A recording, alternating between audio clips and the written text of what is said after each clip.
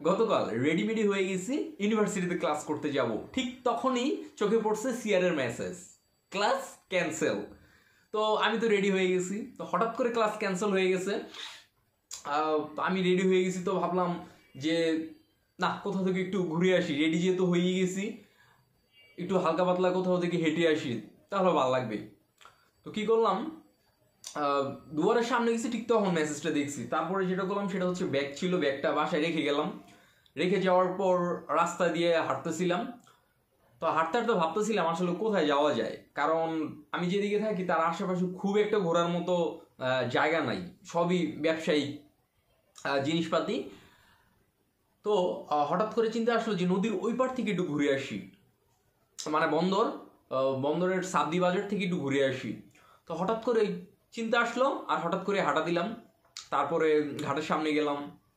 তারপরে যেহেতু টাকা কম, 65 টাকার মতো ছিল, তো ভাবলাম যে নৌকায় যাওয়া যাবে না, ট্রলারে। তারপরে 2 টাকা খরচ করে ট্রলারে দিয়ে নদীটা পার হলাম। পার হওয়ার পর অটো স্ট্যান্ডে গেলাম।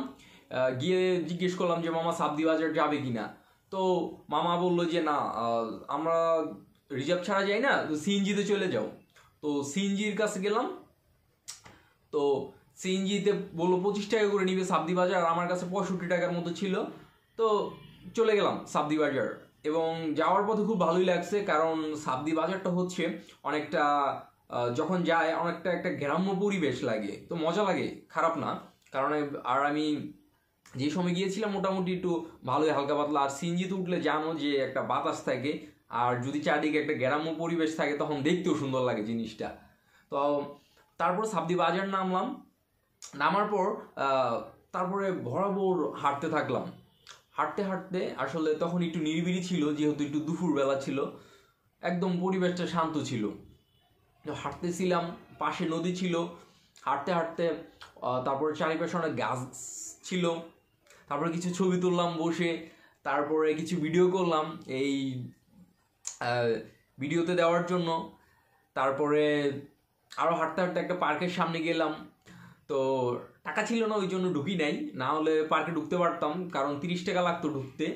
আর আমার কাছে ছিল 65 টাকা, 25 টাকায় গেছি, আবার 25 টাকায় আসতে হবে। আর মাঝখানে 5-10 টাকা পকেটে থাকা দরকার, কখন লেগে যায়।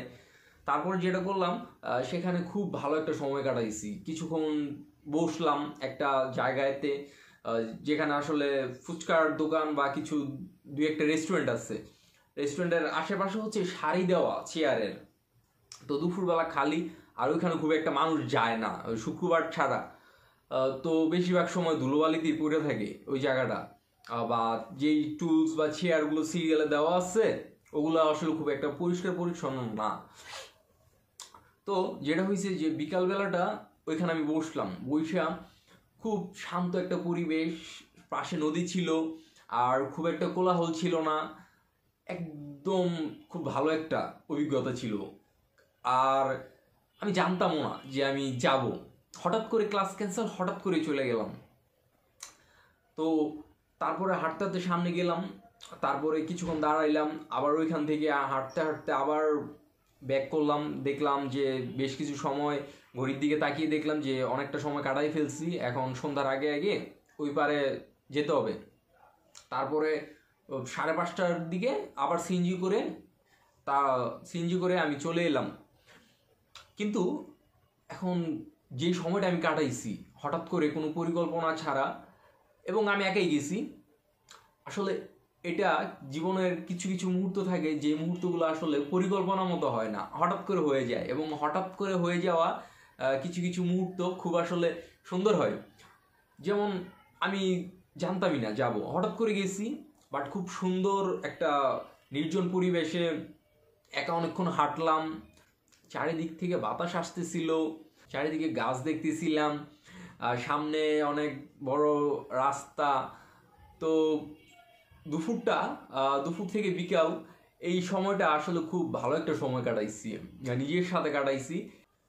এই পুরো ঘোরাঘুরি থেকে একটা জিনিস মনে হইলো যে আসলে মাঝে মাঝে কিছু জিনিস পরিকল্পনা করে হয় না, হঠাৎ করে হয়ে যায়। এবং খুব ভালো একটা সময় কাটছে নিজের সাথে। তোমাদেরও যদি কোনো এরকম সময় কেটে থাকে যেটা তুমি আসলে পরিকল্পনা করো না কিন্তু হঠাৎ করে হয়ে গেছে, অবশ্যই কমেন্টে শেয়ার করতে পারো। আর যদি তোমার এরকম ভিডিও ভালো লেগে থাকে তাহলে চ্যানেলটাকে অবশ্যই সাবস্ক্রাইব করতে পারো।